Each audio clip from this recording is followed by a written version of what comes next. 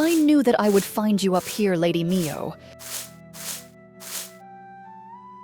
Still praying to your fairy tale of a god, I see.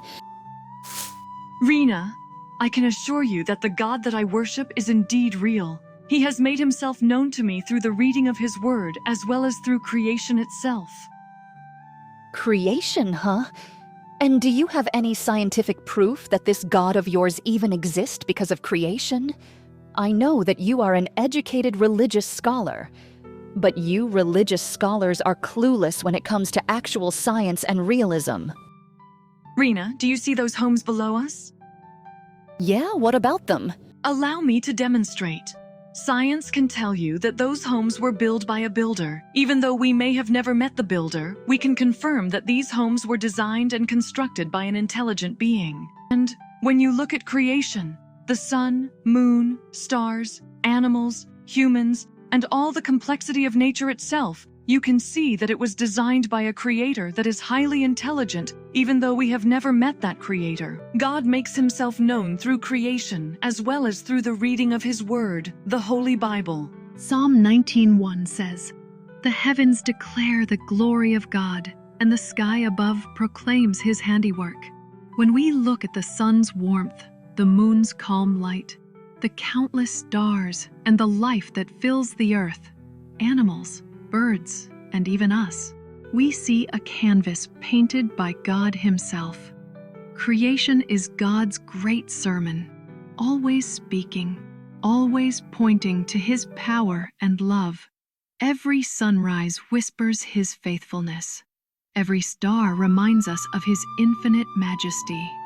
Every creature, great and small, reflects his care. And every human life bears his image. The world around us is not silent, it's singing.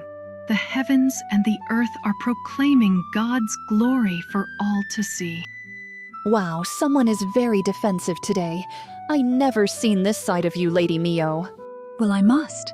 The Bible teaches that Christians must always be ready to give an answer, a defense of the faith. 1 Peter chapter 3, verse 15.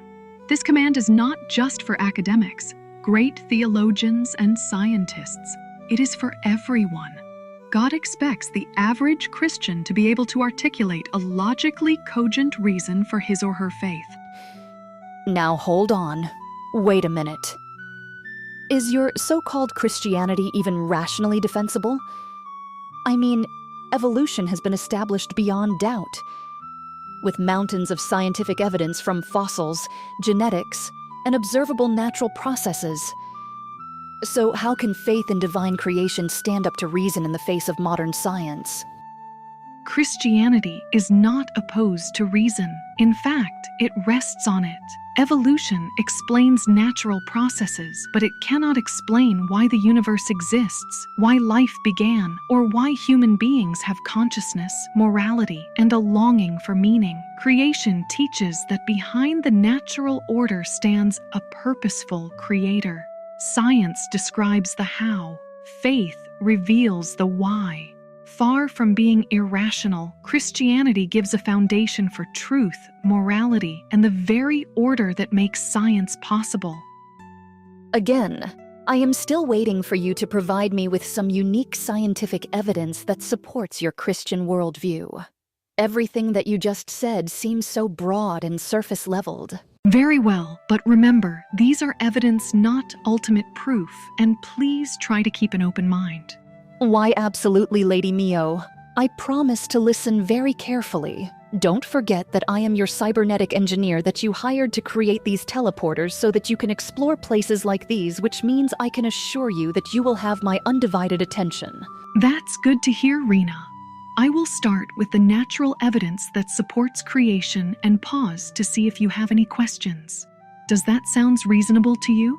Sure, that sounds great, Lady Mio. And once I have my turn, I will make sure that I crush your pathetic evidence of a god.